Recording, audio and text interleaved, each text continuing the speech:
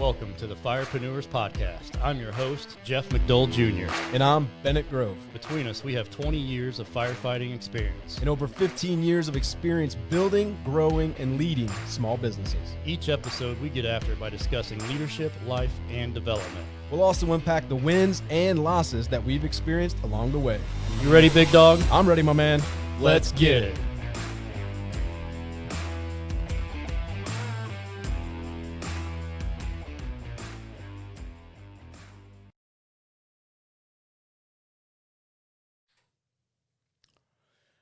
Welcome to another episode of the Firepreneurs Podcast. My name is Bennett Grove. Jeff McDowell, our host, is not here today, so I'm going to try and fill his shoes as best as I can. I've got with me today Brad Story.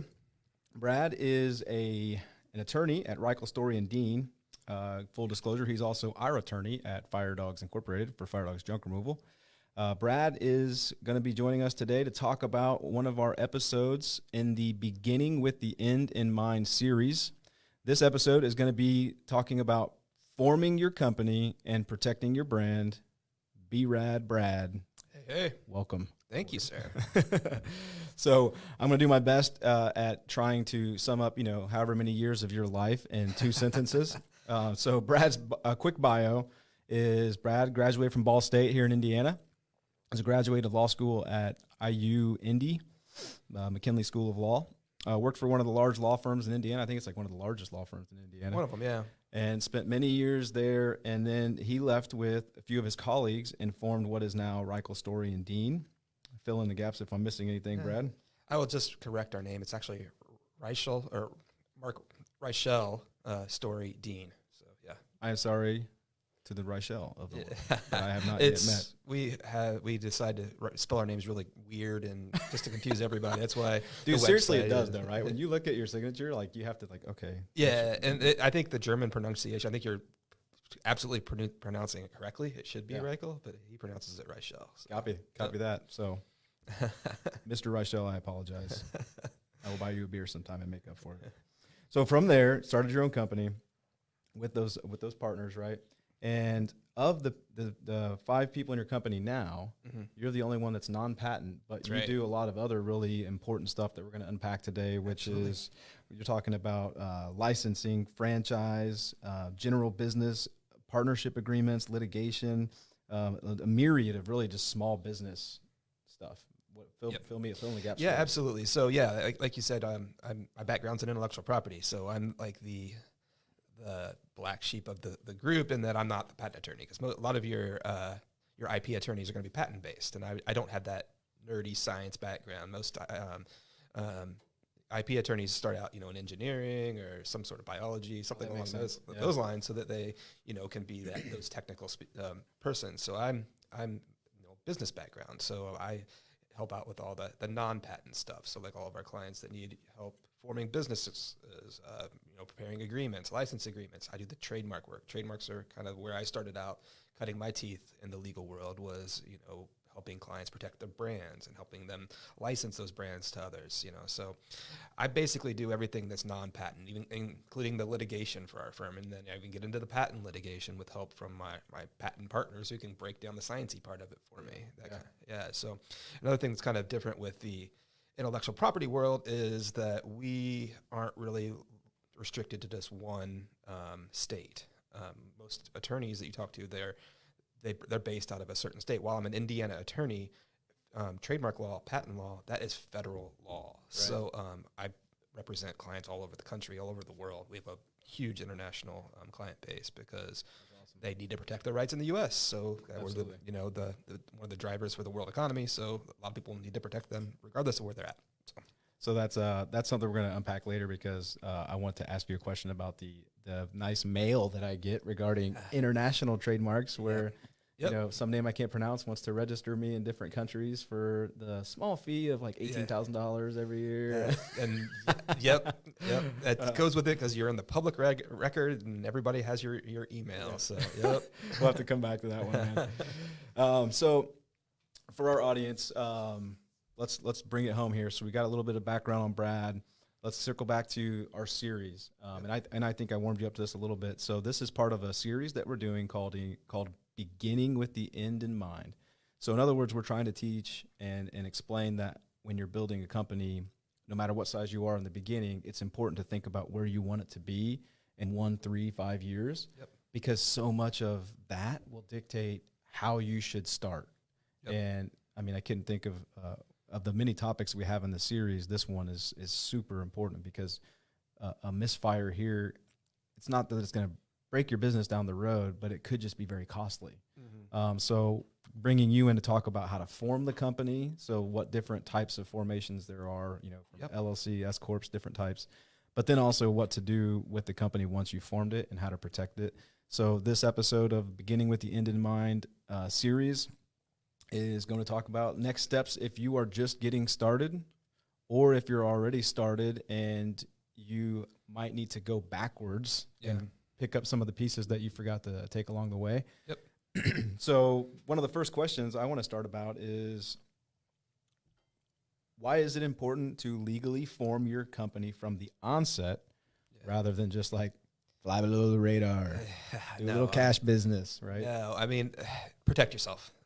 That's the number one reason, and why anyone absolutely, if you have a business, if you're starting a business, you're doing something commercially, you should form an LLC or a corporation to protect your own assets, because there are different types of formations you can do, including the sole proprietorship, which is just you're basically throwing up your shingle and starting business, which is something you can do if you're operating on a very small scale. But what you got to understand about a sole proprietorship is that it's you.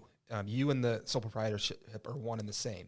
And so if something goes wrong, you don't perform, you break something, you hurt someone, and whatever the case may be, and they sue the sole proprietorship, they are suing you. They're coming after your own personal assets. They can come after your house, your bank account, versus the reason you want to set up as an LLC or as a corporation, whatever the case may be, is to make sure that you are dividing that out. You have that protection from liability with regard to your own personal assets. So, unless you're selling stamps on eBay, and have really no liability whatsoever, you really need to set that up as a first step.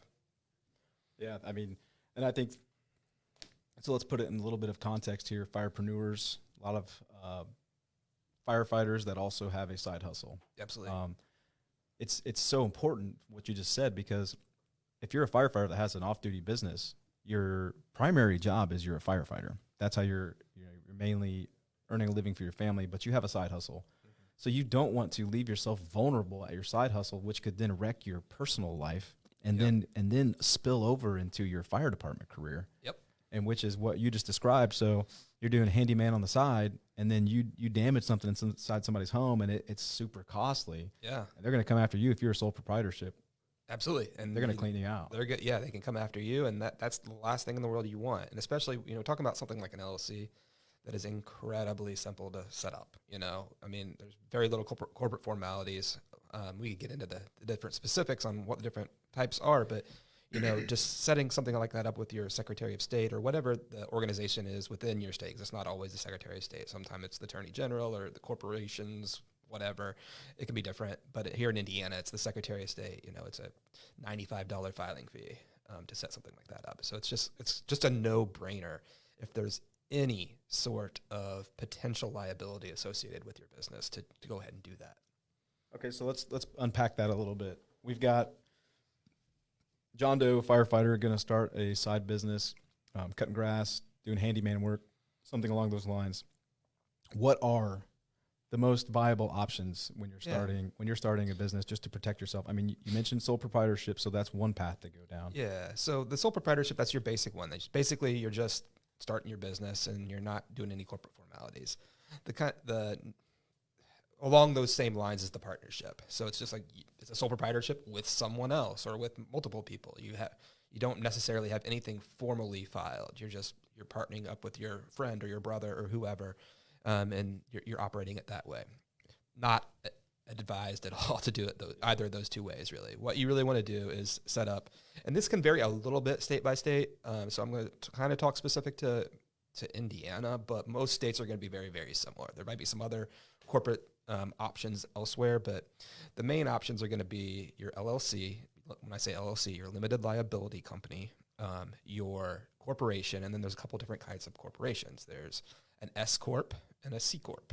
So I'll talk about those three primarily and what the differences are and what the kind of the benefits associated with each. So I guess what most people probably most familiar with would be corporations. So I'll just start there. And when I talk about corporation, most of the time we're talking about C corp. And that is, and I believe Fire Dogs is a C corp. S corp. S corp. Okay, I stand corrected. So I remember certain things like boom. So basically, a corporation, you file with the state as a corporation. There are more formalities though. So than maybe with an LLC. So you file with the state. You file your bylaws. There's certain requirements in terms of maintaining bylaws, maintaining different filings with the state. You have to have meetings, and you have to do certain things. But what a corporation basically does is gives that shield of your assets. So it's that limited liability that you're looking for. One of the things that you will hear mentioned with a corporation is double taxation. So what that means is the corporation is taxed, and then you're taxed as the shareholder on what you make from the corporation, right? So on those distributions. What Bennett just mentioned was an S corp, and that's a little bit different in that you can. It's basically just a filing with the IRS. You declare that you are going to be an S corp, which basically means you're taxed as a partnership instead of being taxed as a corporation. So that there isn't that double taxation. You're only taxed on your personal level. So basically, when you file with the IRS at the end of the year, you make all your declarations on your personal taxes so that you're not double taxed.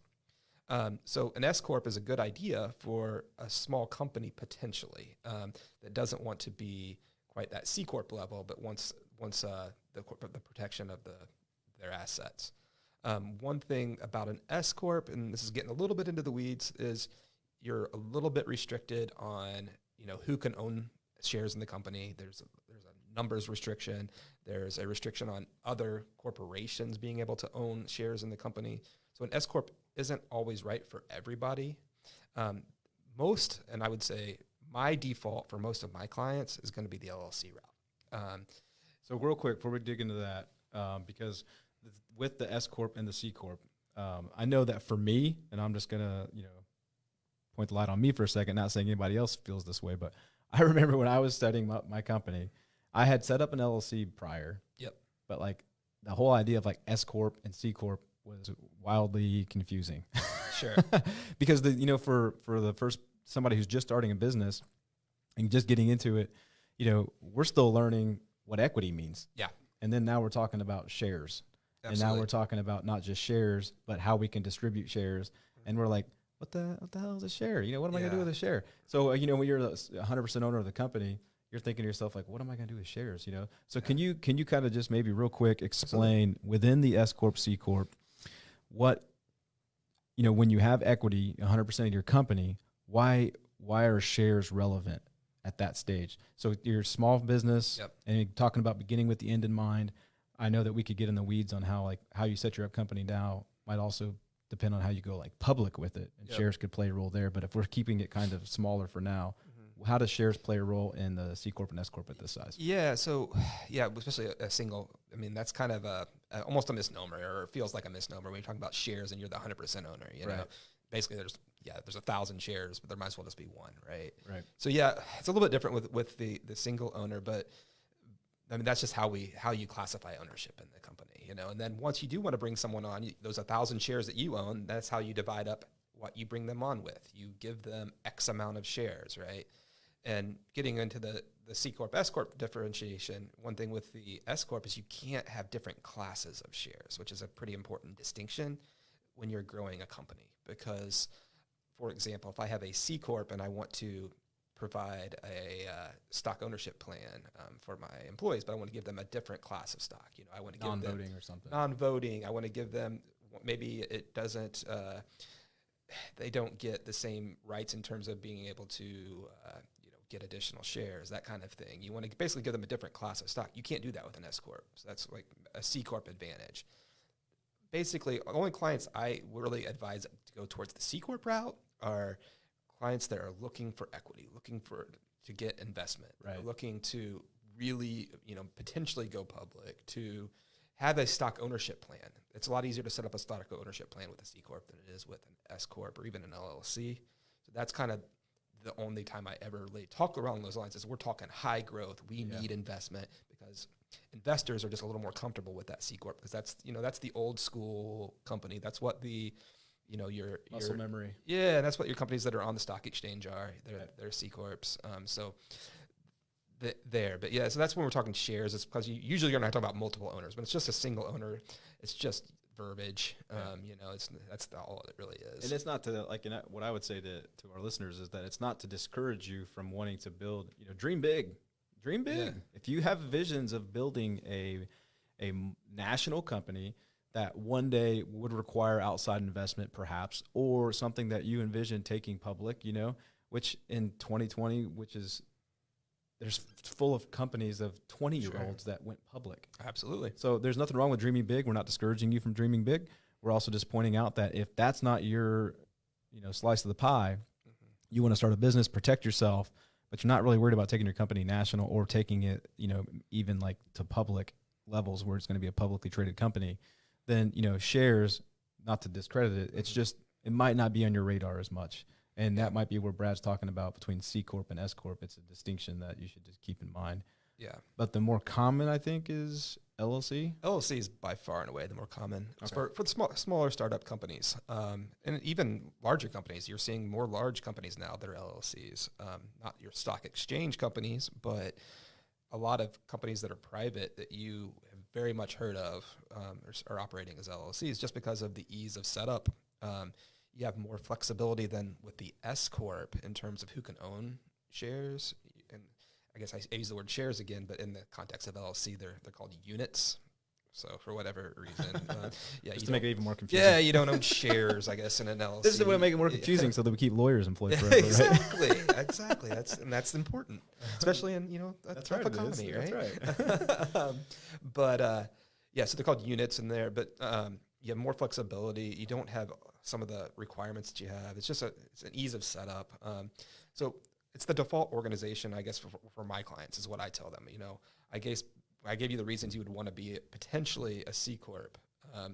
And then for pretty much everyone else, I say LLC, unless there's a tax reason that you want to be an S Corp. And that's probably why, you want to be an S Corp, because there are self-employment tax reasons that you could be an S that has some advantages over an LLC. If you want to keep some money in the company versus, basically distributing most of the money the company makes every year, then there can be some reasons to want to be an S Corp. So if your accountant says be an S Corp, then I say go for it. That's kind of what I tell my clients. But otherwise, I say LLC all the way, unless, someone else has a reason for you not to be. Yeah. I mean, that's a lot of what I see. I mean, just, for my company, we're an S Corp, and it's for some of the tax benefits of doing it. Legal tax benefits, no loophole tax benefits, just for all of our listeners. And that's one thing I will just tell you, one of the purposes of this episode that I want to, from my perspective and my experience, is that always do the legal thing when it comes to your company. Absolutely. And I can tell you that it's not always clear to small business owners, because in our minds, myself as an example, I'm a firefighter. Or, I'm recently left, but when I started the company, it's full-time firefighter, and I'm trying to start a business. In my mind, I'm just like, I'm going to go to work. I'll put my head down. I can do some grunt work. I'm going to hammer down and get work done.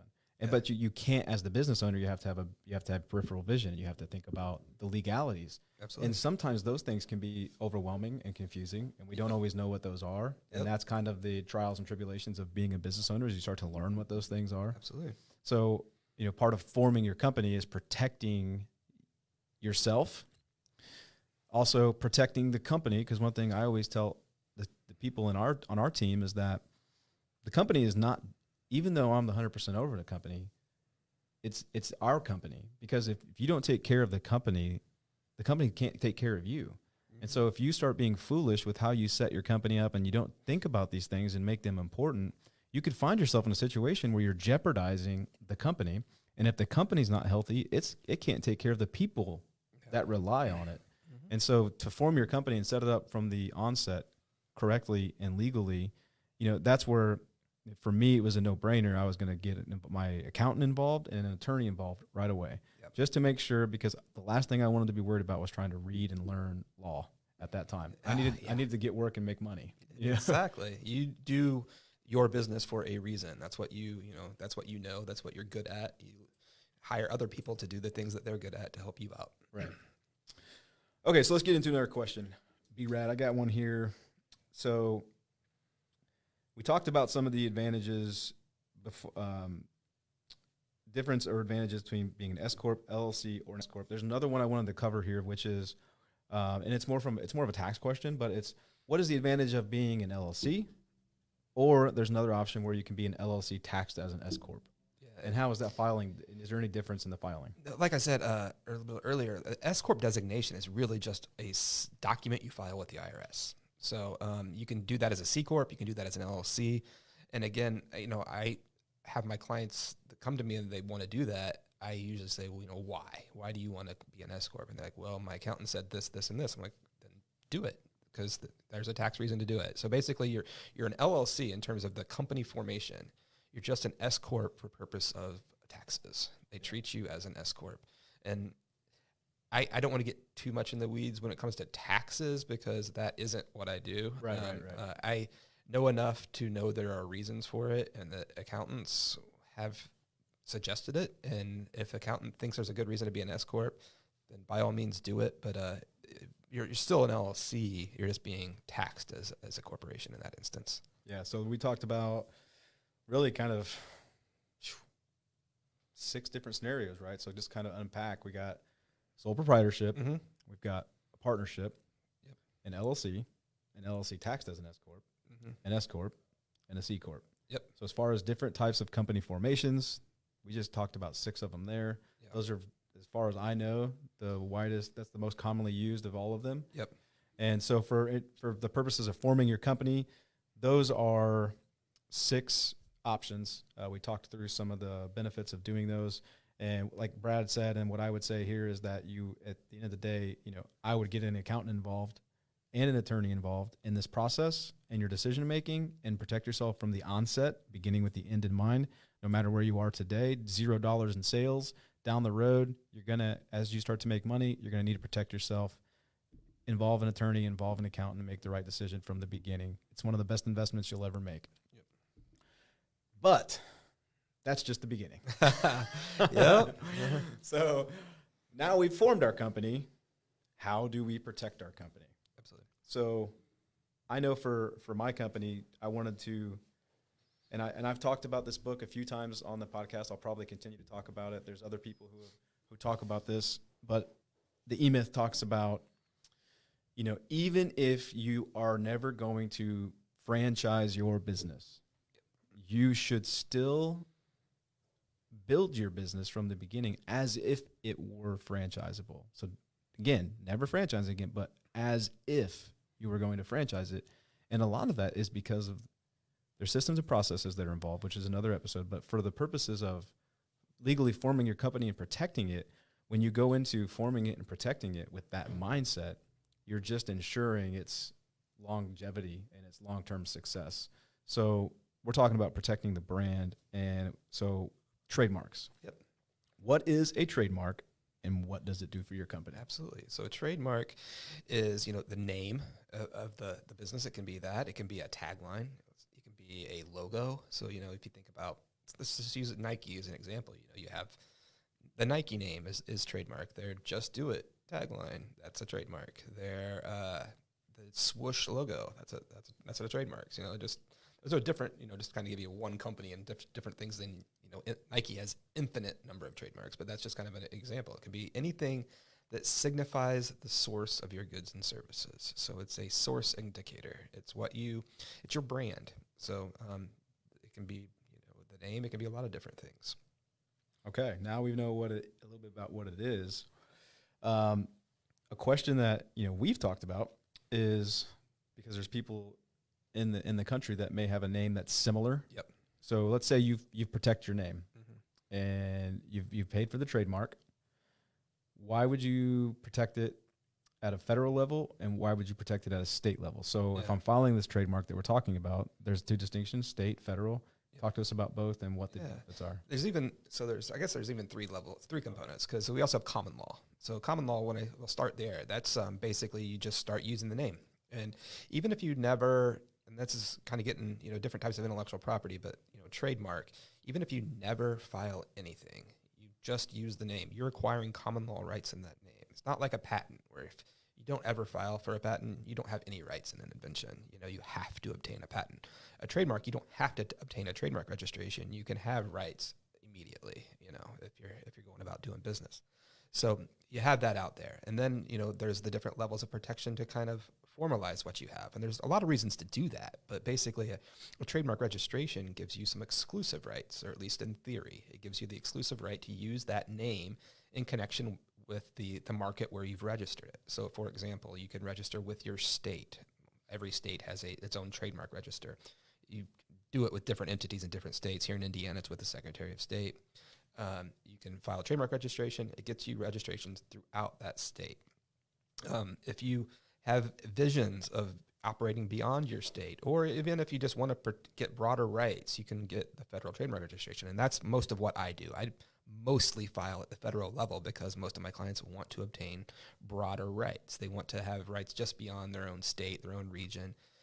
They want to get as broad a rights as they can. You file with the federal government, the USPTO, the U.S. Patent and Trademark Office. You get a trademark registration through them, and it gives you the exclusive right to use your brand in connection with your goods and services throughout the country. So you will get a registration there, and then you can enforce that against anybody that's infringing on your brand. Roger that. Okay. Now, question I have for you, and this is a tool that I used. So let's say I'm on a budget, and I don't have big bucks to pay for big B-Rad over here, right? What's a couple things I can do to inquire about whether my name is viable? So I know that I used, I think it's test.uspto.gov. Well, yeah, it's just you start at the uspto.gov, and then you can kind of click through to get to the searching component, and you can do some searching to see whether your mark is available. And the searching, I get a lot of people that call me up and they say, I searched it and nobody has this name, it's good to go. And it's not always the case, because I'm not just looking, fire dogs. Bennett comes to me and says he wants to register that, right? I'm not just looking for fire dogs. I'm looking to see, things that are similar, because that's what the trademark office will look at. They're not just saying, yeah, that exact mark isn't registered. They're saying these marks are kind of similar. People could be confused. That's the threshold, that is likelihood of confusion. So that's why, yes, you absolutely should do your own searching. Absolutely, 100%. Not just USPTO. Search Google. They're going to tell you who else is potentially out there. Search on the USPTO, but also search Google. Figure out on your own what you think is out there. If you think it's clean, that's when you can potentially come to someone like me, and I like to think we're pretty cost effective. And ask them to do a more formal search. And then we have a couple of different things we can do. I do a lot of searching, and I try to knock out marks for my client to figure out whether it makes sense to file a trademark registration, or this new brand, whether it makes sense to use.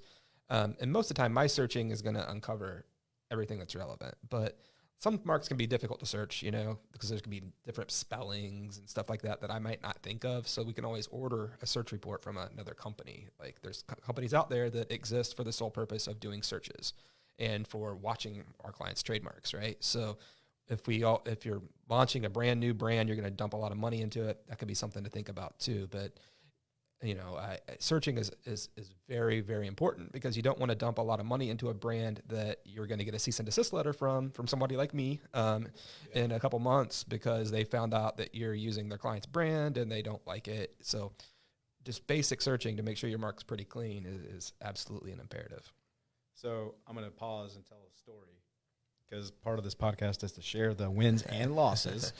And so we're on a subject where there was a huge loss for me, and it's actually what eventually led me to you. So the things that Brad's describing, just to piggyback if I can, absolutely, is that I will do my own searching to a degree. So I'll go to Google, I'll go to the search function of uspto.gov, and I believe it's tess.uspto.gov or something like that. And I'll do some basic searching to just kind of qualify for myself an idea. So when I have my entrepreneurial ADD, I'll qualify it for myself, but I still go to Brad to do exactly what he just described, because I'm just a surface search. Yeah. You're going to take the deep dive and really find out the other issues. For example, firepreneurs, Brad trademarked this for us, but I did my own searching first to see if the name was viable. So now I'm going to tell you guys a story of where I didn't do this, and it was very costly. Now, when I first started the business, what is now Fire Dogs Junk Removal, I started as Junk Dogs. And when we started the company, I at least was beginning with the end in mind to a degree, but I didn't do enough of my own due diligence. So I was looking for names. I kind of checked around. I didn't take a deep dive. We found the name that we liked, which was Junk Dogs, and we went to a trademark attorney, no names here, but they kind of did the same thing. They're like, oh, yeah, you look fine. We'll go ahead and file. And I was like, in my mind, I'm like, hey, I'm getting the green light from an attorney. And then we go and file, and 6 months go by, which, I know it takes a while to get your trademark, and we can talk about that next, this timeline. 6 months go by, we finally get an office action. Office action, yes. I said out of office. Out of office reply from USPTO for 6 months. And it told us that there was a conflict. And it was with another company. Long story short, the other company had the right to, the USPTO was denying our mark based on this other company's name, unless we got a letter from the other company saying that there's confusion there, but we were permitting it. Yeah. Well, the other company was like, no. Yeah. And even though they were 7 states away, it didn't matter. They said no. And then, then the negotiations start, right? He's like, I'll let you have that letter for, $12,000, and you can only operate in Indiana. And so this was real. This was happening. And so, like Brad said, an attorney like him was representing the other side and then representing us. And then next thing you know, we're in this expensive argument over this name. And I wasn't about all that. I had work to do. So I went looking for another name. Once I knew this guy wasn't going to be reasonable on letting us operate with the name, and he was going to restrict us to Indiana. It's not that I had visions of franchising. I guess I'm kind of stubborn, maybe proud that I didn't want somebody to tell me what I can and can't do. Well, and you don't want to get in a situation where you are super successful, right? And you want to expand, and then you're restricted by some stupid agreement that you signed 5-10 years ago, exactly. Right? So I said no go on that. But so while this guy is like trying to drag it out, I just went and got another name. And what I was saying here is I wish I had somebody like you in the beginning, because you do the deep dives. You take the time to do the thorough research. And I can tell in hindsight, having 9 years in now and working with someone of your professionalism versus the professionalism of this law firm at the time, it was a small office. They didn't take that type of time and commitment. And it ended up costing me, because I had to change the name, rebrand the truck. I mean, I was already 6 months in. We'd already painted the truck. We'd already had the logos on it. And so now I'm stripping off decals, redoing marketing materials.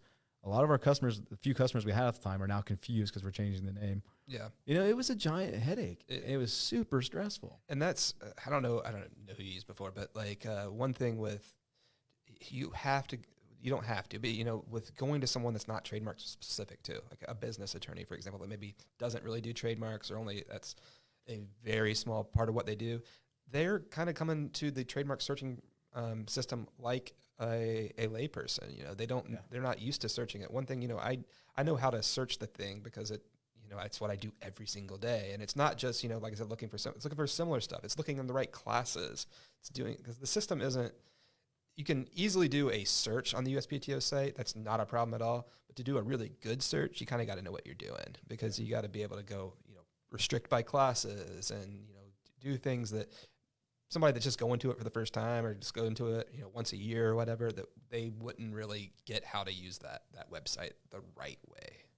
Yeah, I think that's, every business, and our business is no different, and so is the law firm. Like, there's specialties, and going to somebody who's, like Brad just said, is niche, is, so to speak, and not to say that you're niche, but like you are doing this every day. Exactly. And same thing. If somebody comes to me and it's an issue that I'm not super comfortable with tax, if it's a really deep employment type issue, I push that away. I'm like, call this attorney or call this accountant, talk to this about this thing, because that's not what I do. And I don't want to charge my clients money teach me or to make me learn how to do something. That's not. So I have lots of friends that do other types of law that I'm happy to refer my own clients to figure out the right answer. It's a similar type of thing. It's just what you do is what you do, and what somebody else does, they should be doing that.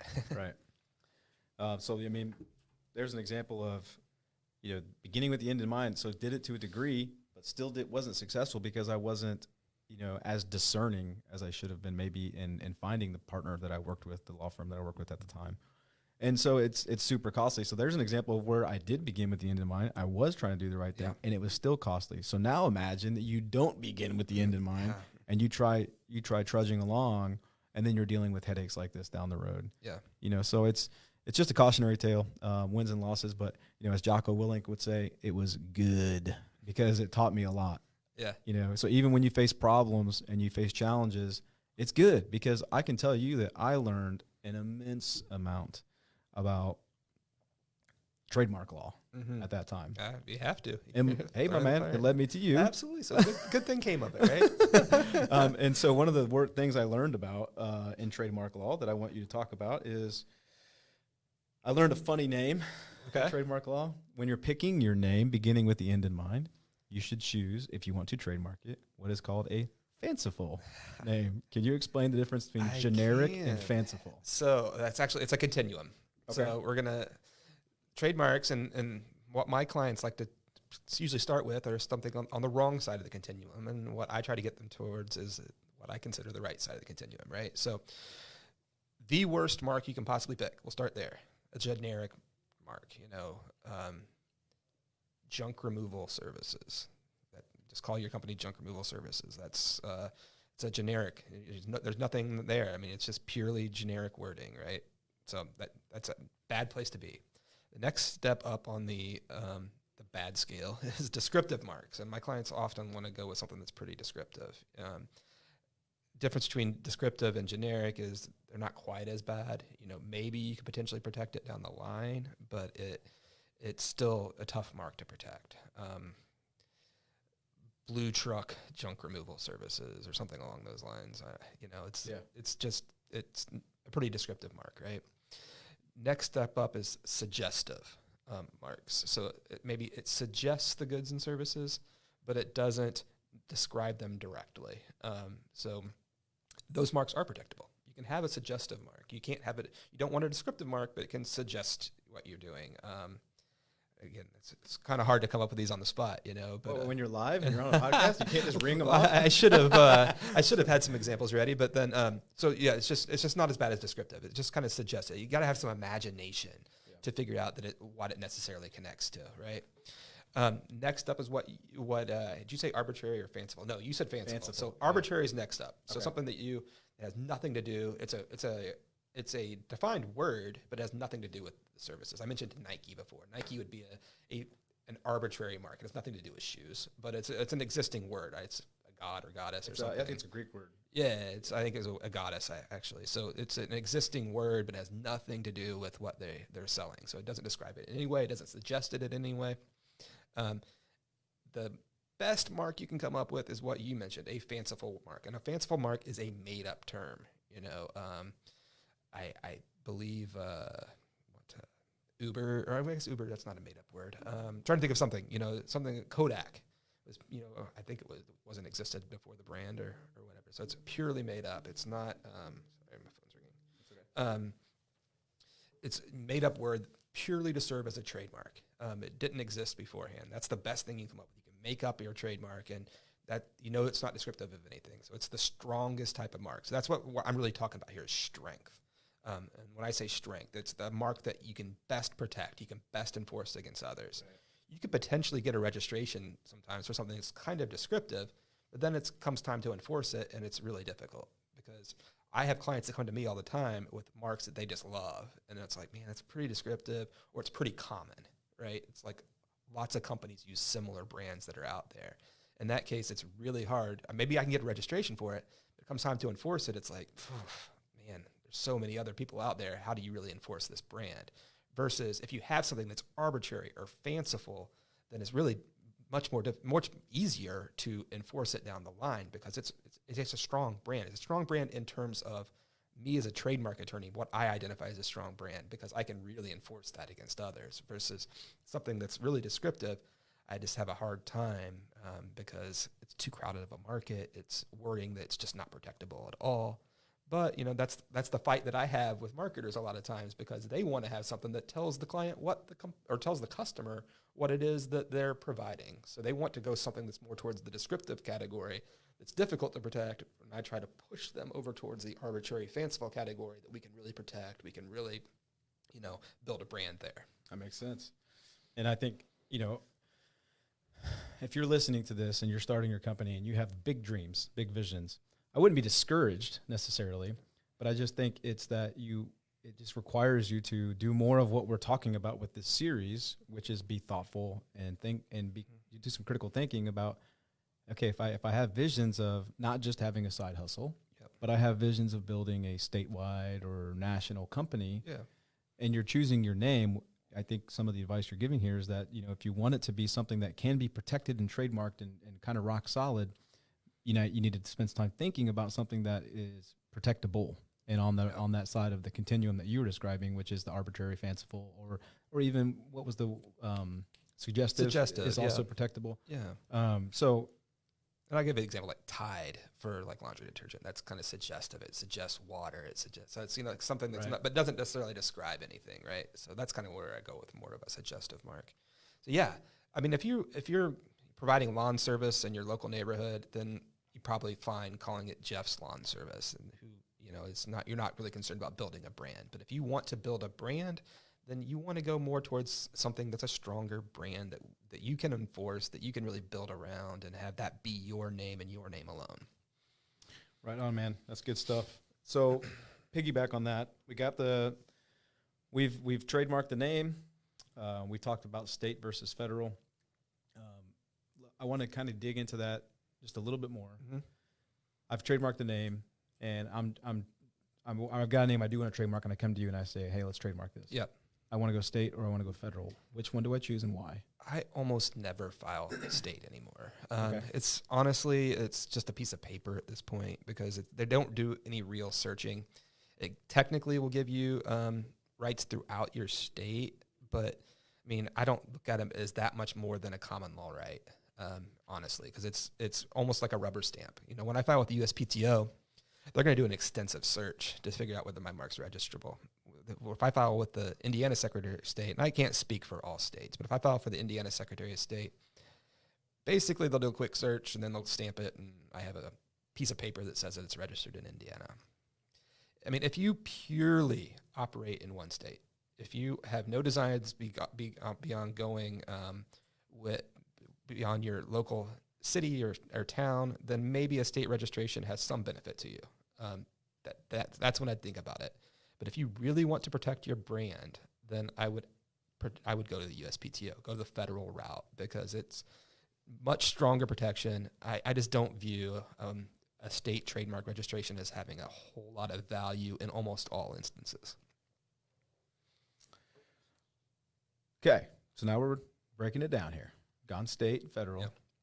We got the name. Should I do my logo? Yeah. So what I tell my clients, when they come to me and like, I want to trademark my name and logo, or I want to do my logo, I say your number one absolute priority when we're talking about trademarks is protect your name. So if a client comes to me and they have a certain budget that they want to protect, I say, let's just worry about the name. If there are other things, if there's something about your logo that is unique, if you have a unique, design that you really want to protect, then we can do that as well. But the priority is always, in my mind, the words. A lot of times, the logo isn't that complex. It's just like, maybe the words in a certain stylized lettering or whatever the case may be. In that case, I don't think it has a lot of value. But if you have a registration or a logo that has certain design components that you want to, put that stamp down and say that they are uniquely yours, then yeah, you can file it for a logo as well. But I would put it significantly behind the priority scale in terms of the word mark.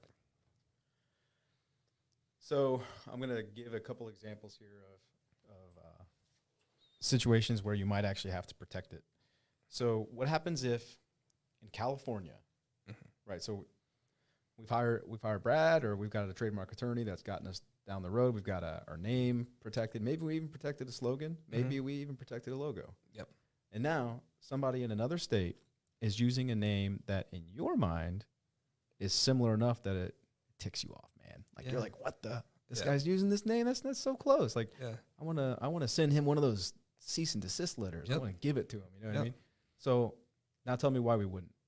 Well, ultimately, I mean, you always can. You can always send that letter. And that's not a very big step. You know, it's kind of the first shot over the bow. It's just saying, hey, we think these names are close. We think you need to change yours. We clearly have priority, and we have this registration. Okay. You know, and you see what happens, right? In terms of whether you want to file suit, if you want to like really take it to the mattresses, I always love Godfather. I mean, the movie's getting old, but like it's still there. It's an all timer. Right. Then to me, we come back to the standard with any sort of trademark infringement type action or any type of trademark infringement claim is whether there is likelihood of confusion. That's the standard, likelihood of confusion. And that can be, you know, a lot of different factors go into that. You know, how similar are the marks? Are you in a similar line of business? Because, you know, companies exist under similar marks. It's just they have to be also in a similar line. I always give the example, you know, here in Indiana, there's Delta Faucet, Delta Dental, Delta Airlines. You know, they all operate under the Delta mark, but they're in different markets, and there's no issue, right? So that you look at that. And then when you have a different geographic market, then we're kind of talking at a whole nother set of issues, because if I'm operating here in Indiana and there is someone in California operating under a similar name, but we're not really, you're not competing customer. Who's confused, right? There's no potential for confusion because my customers have no reason to know of this California company. The California company has no reason, or customers have no reason to know of me. But so, Brad, I want to go to California one day. I want to open a business in California one day. That's what I run into is maybe I'll send that letter and then we'll see what happens. If they say go pound sand, then I put them on notice and I say, look, we have designs to be there. We have the registration. We have clear priority. I'm putting you on notice that maybe we're not going to enforce it right now, but 2 years down the line, when I'm potentially in California, I'm going to come after you and you're going to have to change your brand. So it's a good idea for you to change your brand now rather than, having to do it 2 years down the line, especially if it's a new company. Because I run into this a lot. I have a lot of restaurant and like brewery type clients, and they always want to go after folks like that. And it's like, they're not really operating anywhere near you. So that's what we'll do. We'll put them on notice and then say, but we're also looking to franchise. And once we start, offering those franchises in whatever your state is, then we're going to come after you. And if they're brand new, they haven't really developed any real marketing yet, real customer base, then maybe they'll think about, it's probably not worth my fight. And maybe I should change my name. So it can always be a good idea to kind of shoot that shot over the bow and see what happens. So a couple things to the audience, I would say from my perspective and experience is that, again, we're talking about beginning with the end in mind. So you don't have to franchise. This isn't about franchising. This podcast episode is not like how to franchise. It's just teaching you that this is why it's so important to almost pretend like you are so that you can take all the steps in forming your company and protecting your brand so that you are, quote unquote franchisable, so that you're protecting yourself like you're a franchise. Absolutely. And it just shores things up, right? Now, one of the questions I asked, what would be a reason why you would not want to send that letter to the make-believe company in California? Is cost, right? So it's expensive, to get in these little tit for tat arguments. So if it's not, like Brad said, if you want to put them on notice and you are planning on building a national company, then maybe you do have that, like, hey, we're coming. And I'm not telling you when, but you might want to think about rebranding, or if it's just a matter of like, you know what, I got the federal trademark, but I just got it to protect my brand and set up the company the right way. But I really have no intention of ever going to California. So like, what would my cost be to like, tick this guy off, and you come back and you give a quote and it's like a couple $1,000s or something, right? And then that's just the beginning though, because then if you get in the dispute, now every time you guys argue back and forth, you got attorneys involved and it can get expensive. So that's a reason not to do it. But if you do have visions of building a national company, then you might do that, right? You might say like, hey, we have intentions of opening an operation there, and this will be a conflict when we do. I would say even it goes beyond just might do it. I mean, if you really want to enforce your brand, if you want to have a strong brand, you have to do it, because you can't can't sit on your hands if you know of somebody out there that's using your brand. It's kind of a use it or lose it type situation. If you let too many people operate under that same name, you're really eroding your own rights. That's good stuff, man. Okay, so we talked about trademarks. Now I'm going to get into, well, what's the difference between a trademark and a copyright? Okay. So talk to me, Goose. So, what are we doing here? I'll actually break it down because there's three main forms of IP, intellectual property. And there's more than that, but there's three most people think about. So there's patent, Yep. trademark, and copyright. So they all protect different things, though they can protect overlapping things sometimes. So we'll start with patent, actually. Patent protects mostly inventions. It can also protect designs, but mostly when you think about patents, you're talking about something that you've invented, an idea. Copyrights don't protect ideas. They protect the expression. So it protects creative works. It protects software. It protects architectural drawings. Anything that the expression of what you want to do. So it doesn't protect the idea behind it, but it protects how you express that idea. So like a book. And then there's trademarks, which protects the brand. So they all protect different things. I kind of will give an example. If I come up with a new invention, the patent would protect that. If I come up with a manual for how to use that invention, that's a copyright type thing. If I come up with a name to call that invention, that's the trademark. So for smaller clients, when we're talking about copyright, new businesses, it's usually stuff like, maybe your photos, maybe your website is copyright protected. Your brochures, the stuff that you do to advertise yourself. That's really what we're talking about. Most of my small business clients aren't so interested in copyright unless they're in a heavy copyright field, like music, publishing, stuff like that. That's when, or software. That's when we're really starting to talk about heavy copyright stuff. For especially service businesses, we're usually not talking about copyright a whole lot unless there's something specific about their advertising they want to protect. Oh, buddy, do I have a story for you? Okay. Okay, so do you remember here in Indiana, so for our listeners that aren't from Indiana, there was a Skyline debacle. Oh, I know all about this, yes. Do you know about the Skyline debacle? Yeah, Guess what, buddy? I got my butt handed to me on the Skyline debacle. Really? Yeah. I didn't know that. Yeah. Okay. So if I start to say something I'm not supposed to for all like legal stuff that I don't know, you just kick me right in the shin. Okay. Yeah. Okay. So there was this attorney. Yeah. And he happened to also be a photographer. Uh-huh. And he took this picture, a beautiful picture. Can I even say what it was? Am I allowed to? Yeah, absolutely. It's the Indianapolis skyline. And it was it's a downtown picture. It's beautiful. I mean, so to his credit, it's a beautiful picture. Yeah. Now, this is the wild, wild west of the internet because everybody is just starting to learn. Like search engine optimization is in Google and search rankings. This is 2000, like I think 9, 10, 11-ish. Yeah. This is all going on. For me, it was 11. And so we're building out our website and we're trying to build pages that are attractive and, and it wasn't quite clear at that time what pictures were able to be used and what weren't. Like, I know this sounds crazy today and you guys are like, what an idiot. Yeah. And probably I am an idiot. That's probably fair. But like in the moment, there was this beautiful picture and I was just trying to show like, this is Indianapolis. And we even linked back to the picture and to the website to give credit and stuff, which ultimately ended up being how he got us in trouble. Because we were trying to like backlink to give him credit. So that way it was like, we felt like we were quoting the source. Yeah. Right. Yeah. So we put this picture on our website of this beautiful skyline representing Indianapolis. Yeah. And then here comes 2 months later comes this. I know who he is. I'm not going to say his name. I don't want to give him any press. Lawsuit. I did not know you got caught up in that. Yeah. Wow. And he wanted thousands of dollars in damages. Yeah. And for our audience at the time, let's see, I was doing $500-600 a month. We were just getting started. Yeah. And so here's this guy asking for thousands of dollars, and we didn't have the picture up for maybe but like a couple months, and we're getting hammered. And it becomes clear to us that it's basically entrapment. Yeah. And he was waiting for people to use the picture, and then he went and just hammered dozens of people. I don't know how many people he's sued now. It's crazy. Yeah, like he's the worst.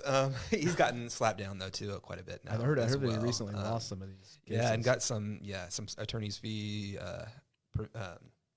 settlements against him or judgments against him, and I don't want to go too much into that. Because Right. But But that's an example of like what can happen if you violate a copyright. Yeah, and I've had similar things. Not just I've had people call me about that specific situation because it's pretty notorious here in Indiana. But there are people like that out there. I've had other cases, especially with photographs. You just don't use photographs that you don't 100% know that you have the right to use. I've had. And there are people out there that are even, like you said, entrapment, very much entrapment, because there are people out there that put their photos up and they'll make them available under certain terms. So there's the different, copyright license terms that you can have out there that are kind of like, you think, it's pretty much open source. But then I had one that came to me that they got sued because they found it on a wiki open source type site, but the license that was made available had an attribution clause in it. So my client in this case used a photo that he thought was on an open source site that anyone could use, but he didn't provide attribution, which he had no reason to realize what he was doing when he thought it. He just got it on an open source site. Lo and behold, got sued for using these images that he had good reason to believe were free for anyone to use because they were on an open source site. But this photographer had put it out there in a pretty tricky way to kind of basically ensnare people. Right. And then one thing that's kind of interesting about copyright is there's attorney fees provisions. So that's what makes these suits really difficult, is that even if they're little damage cases, right, like there's also statutory damages. So right, like you can come after someone for statutory damages plus attorney's fees.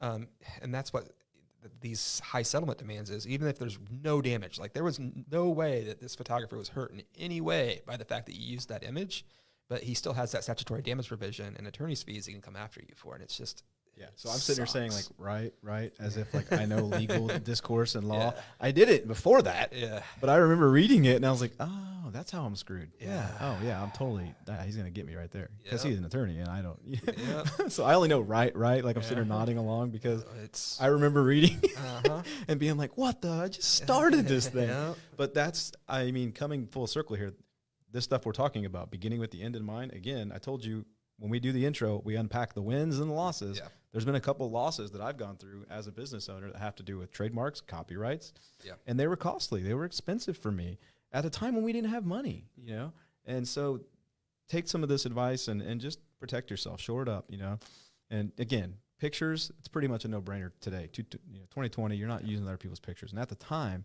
you got to remember those, 2011, copyright law has always been law, but like the way that those pictures were available, like you said, the way that they were put out in public, it was as if you were able to use them. Yep. So that's why, rather than just like assume, maybe that's when you contact someone like Brad just to ensure, right? So copyrights, we talked about that. Hey Molson, how we doing on time, big guy? We've been on for about an hour. Okay, we'll kind of touch on this next one because it's super important.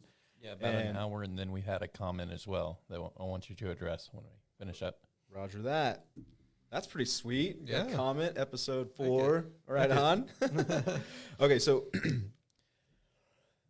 beginning with the end in mind, forming our company, maybe we start out as a partner. Yep. Maybe we have a partner in the business. I had a partner when I started my company, and fortunately, Brad helped us with this, and my partner's no longer in the company, but we were smart enough at the time to do a little bit of this beginning with the end in mind. We had a buy-sell agreement. We had an operating agreement.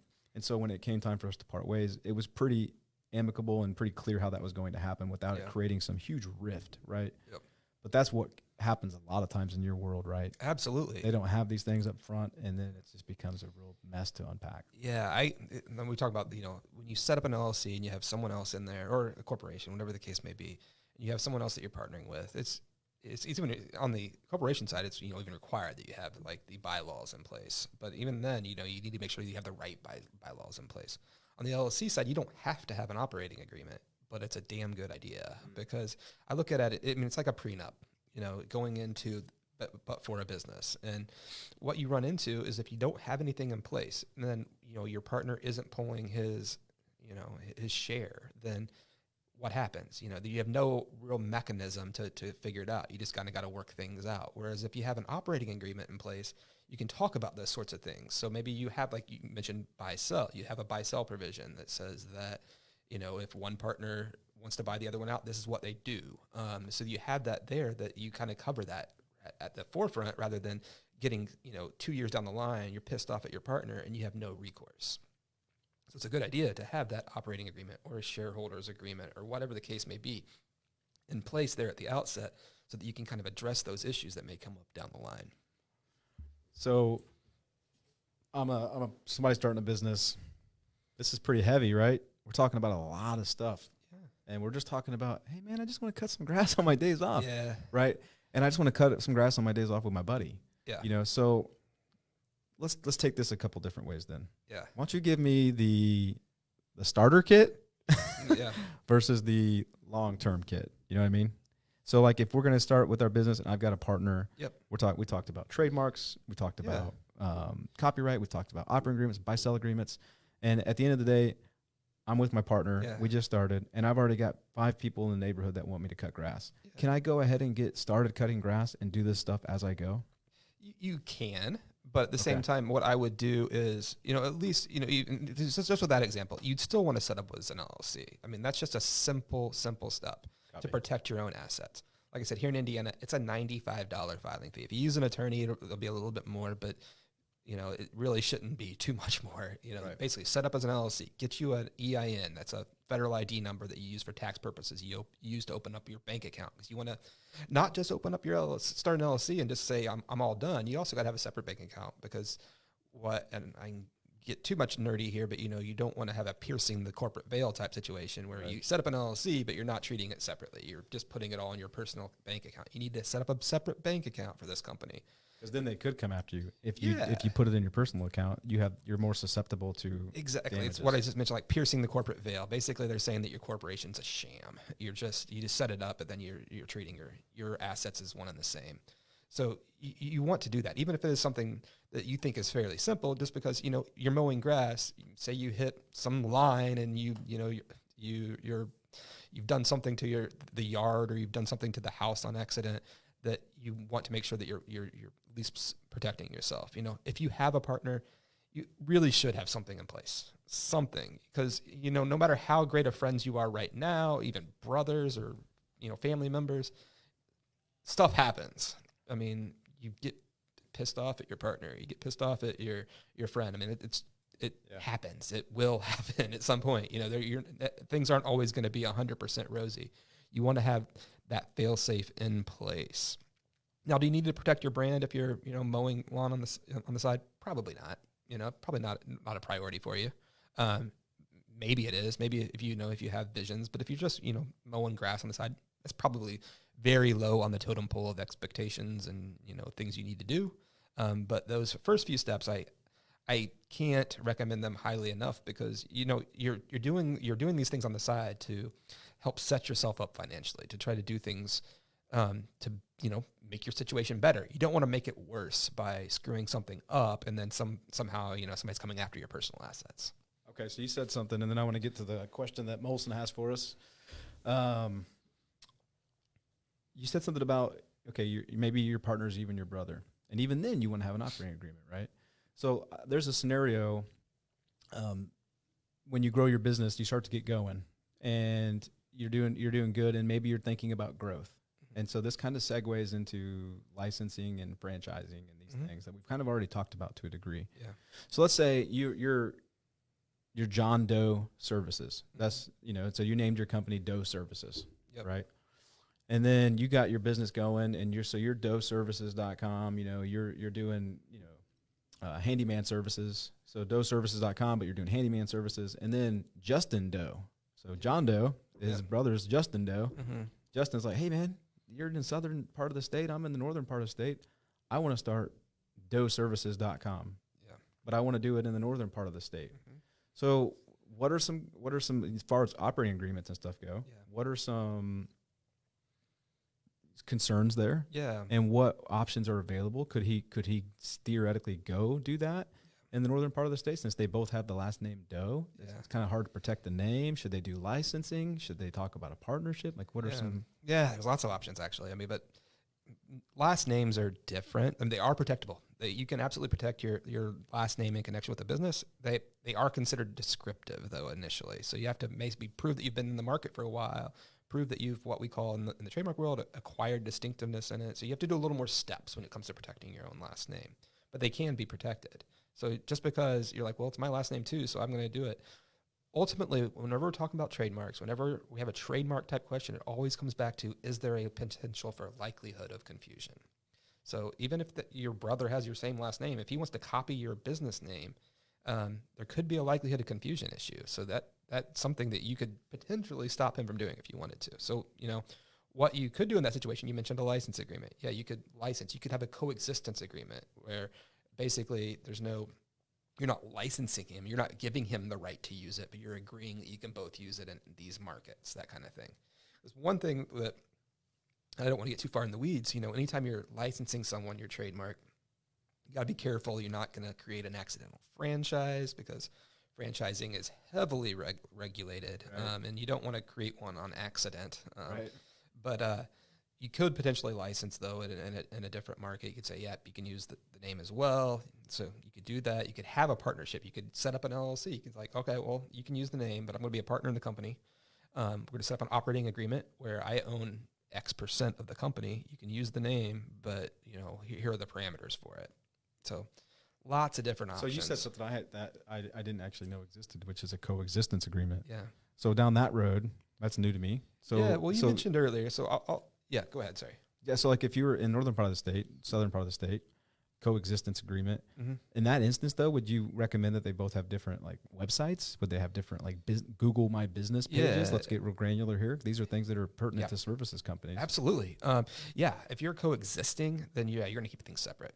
So you mentioned earlier, that you were asking for the consent of a company, when you were using the Junk Dogs name, right? Yeah, when we were trying to keep that name. What I usually do in that situation is what's called a coexistence agreement, and then you have a consent component. So it's these are the parameters where we will coexist, and then give me a consent letter that I file with, because I don't want to file the whole agreement with the government. I want to just file the consent page, right?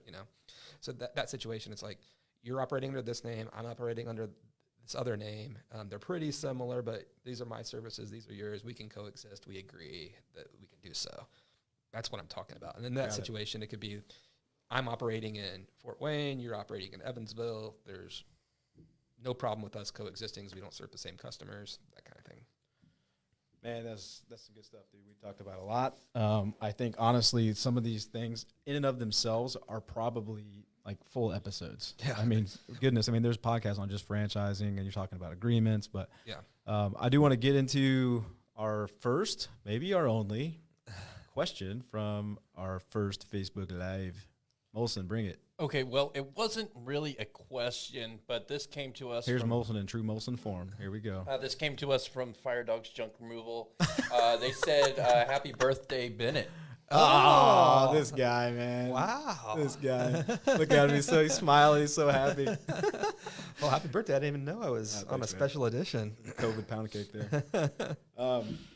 So wrapping it up, I think that I'd love to have you back, man. Yeah. I think we could definitely get into some other topics, maybe take deeper dives on franchising and licensing, benefits of doing either, or maybe reasons not to do either. I think there's plenty of arguments on both sides. And then I definitely think that maybe getting into some more of the agreements in future episodes. If you'd love to come back, we'd love to have 100%, you. yeah, would love it. But, man, I'd love to have anybody who is out there listening and could use somebody, like you said, you don't have to live in Indiana to use BRAD. Yep. Racial story ending, right? You can be used from outside Indiana. Absolutely. So how could people contact you should they want to and connect with you? We have a website that you can visit. It's rsindy.com. That's rsindy.com. I'm Brad Story. I'm the S in RSND. So you can look up my profile there. I can hit me up via email. It's brad@rsindy.com. That's probably the best way to do it. And my other contact information is there on the website. Right on, man. I still owe Mr. Reichel a beer for screwing up the name so many times on this podcast, but I think that wraps us up for the first episode of the Beginning with the End in Mind series. The next one coming up is going to be about funding your startup. We're going to have guest Kedma O on, who's written the book, Target Funding. She's also my business coach. Can't wait for that episode. Until then, you guys have a good one. We'll see you soon.